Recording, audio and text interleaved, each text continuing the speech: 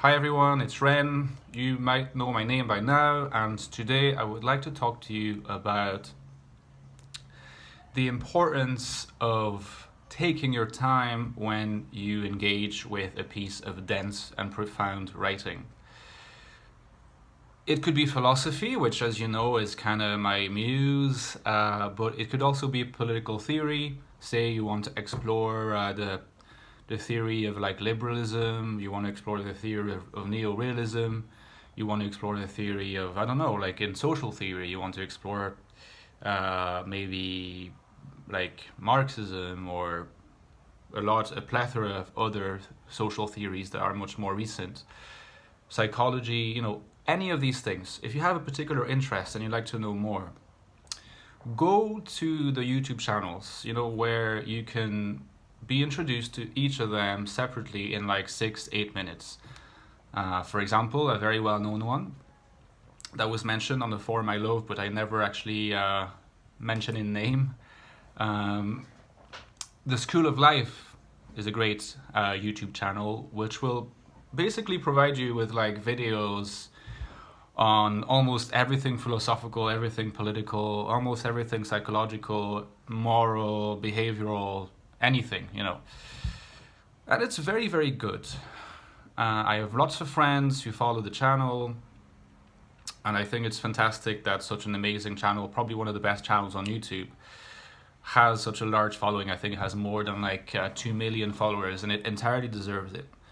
But I think that in a way, and maybe this will be controversial, I think that it could be, this immense following could be symptomatic of our current era too, because there is this sense in which knowledge is like super accessible, horizontally speaking, but vertically speaking, it's become a bit less accessible. In fact, it is completely just as accessible as the horizontal availability. Like it's never been as accessible, but somehow the super widespread horizontality of accessibility of knowledge is kind of like this coating that's like too thick and it's hiding the sort of depth that lies beneath it, because there is just so much to know that like you could easily get distracted from a particular topic and just jump from topic to topic. And so you'd be like, okay, so I can learn about,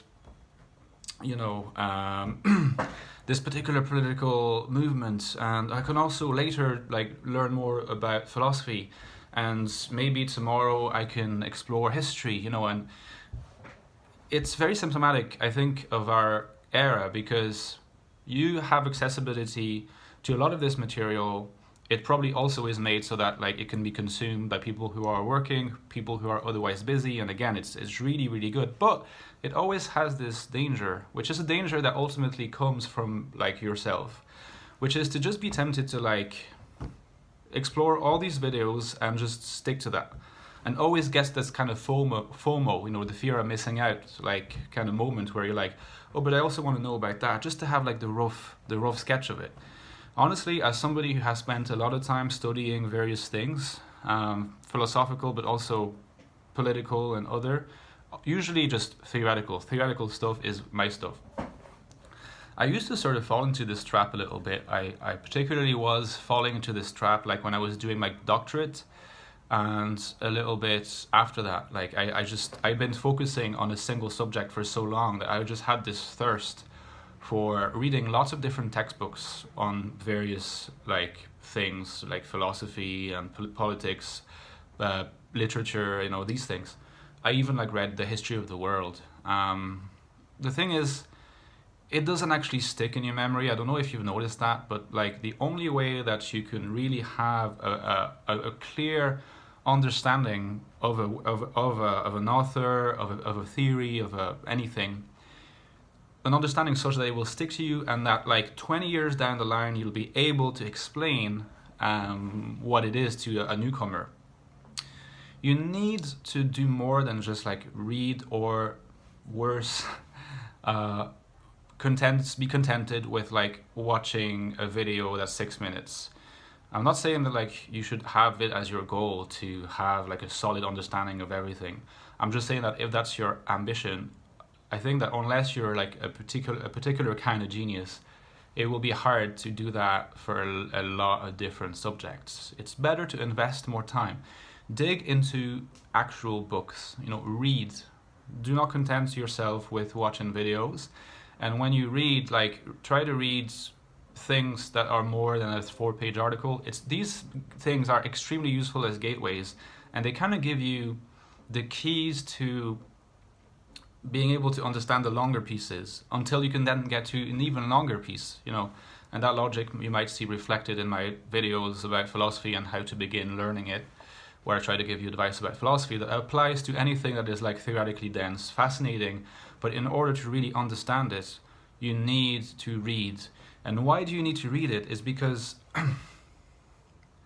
the key to, I think, really understanding a particular theory or a particular, even just a concept, is not to have read a lot about it. Of course it is that, but not to have watched lots of videos about it, is to have integrated the way that the person who came up with the idea was thinking. Is to, you imagine that at the time that the person conceived the theory, they were thinking, and there were a certain number of variables in their thinking that produced the theory in the end. What you get when you watch a video is the sort of output content. You just see the result, the product, and you consume it in a sense, and it brings something, but you do not have access to the architecture of the thinking that produced the result that you're consuming. If you engage with the book itself, if you engage with several books, if you spend lots of time thinking about that single thing, and best of all, if you try to write about it, you will, at some point, there will be a moment, a little bit like a eureka moment, might be conscious, might be unconscious, where you realize, I understand why and how that person came up with that concept.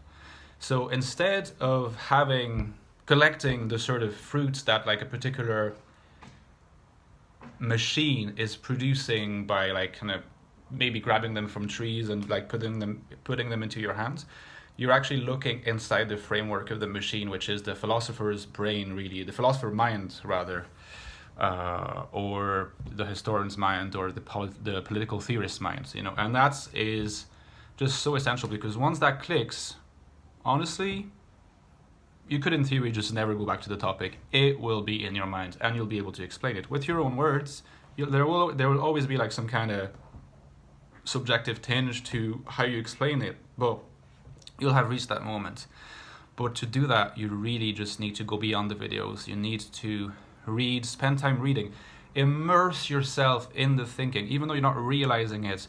Your mind is circling around the words, circling around the theory, and at some point it just clicks. I think that if you have a bit of time, and maybe if you're a masochist, I don't know, for me it's not masochism because I'm super passionate, but also you're really interested in a particular topic, you find that you vibe with it, why don't you just take out a piece of paper and you just write ideas, what it inspires in you? Because in the very process of writing down just random thought that reading the piece inspires in you, you are actually beginning to connect your thought process with the thought process of the writer. And you do more and more of that, and you'll start realizing that you're actually able to speak about the theory a lot better than you thought. And the more you do it, the more you connect until the eureka moment is reached, and then is when you have essentially achieved the deep knowledge of the theory. It doesn't have to be super expansive. It means that if there is a single point that concentrates all that is absolutely essential about a particular theory, you have that point. And from that moment, I think you're sorted. All right, see you soon, guys.